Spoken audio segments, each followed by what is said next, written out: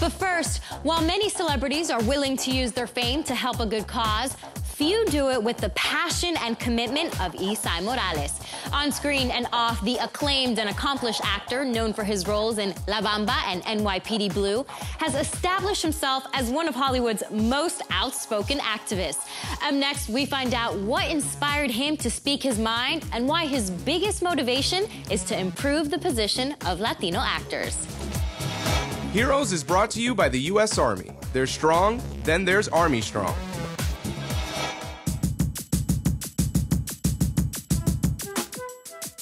I have to say that I've become much more of an actorvist now, which is a phrase I coined many years ago, actorvist, because, you know, you're an actor and you're an activist. Versatile veteran actor Esai Morales has one of the most recognizable faces in Hollywood, and he has no problem using this face to advance a cause, so long as the cause is right.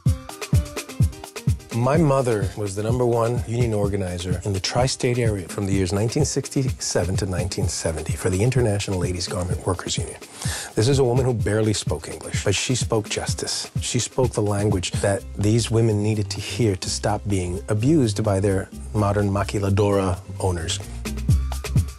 Although Esai's mother inspired the actor to take a stand on the important issues, her stance on his potential for success as an actor was a lot more skeptical. Needless to say, my mother didn't think it was a good idea. I mean, Freddie Prinze was the only real big up-and-coming name at that time. Al Pacino, believe it or not, had a major impact when I saw Dog Day Afternoon.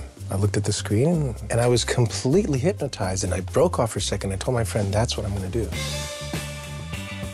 Esai's earliest performance put audiences in a trance in countless movies, including Bad Boys and La Bamba. His later work on television, including shows like NYPD Blue, set the tone for a career that allowed Esai to challenge Hollywood's status quo on and off screen. Bad Boys, La Bamba, Mi Familia, they're all in a special category for me.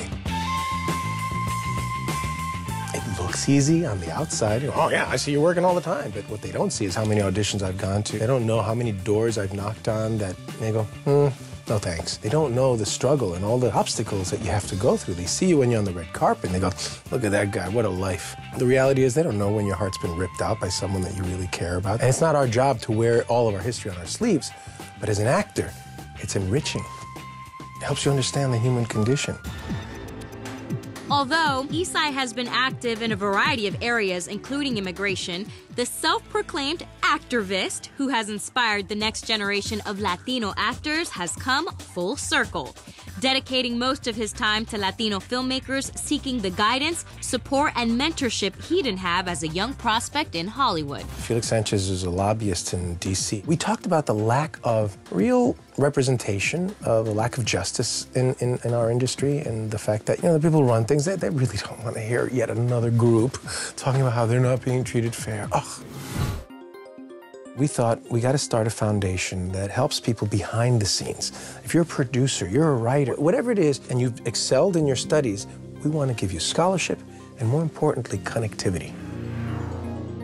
Matter of fact, Gun Hill Road was directed and written by a recipient of the National Hispanic Foundation for the Arts Scholarship.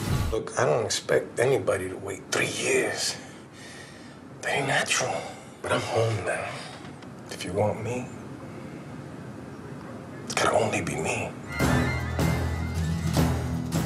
We were actually able to help him put this movie that did incredibly well at Sundance. Standing ovations. Not just because a project is Latino, we should all line up and support mediocrity, no. But if it's good, it is your service, your duty to support it.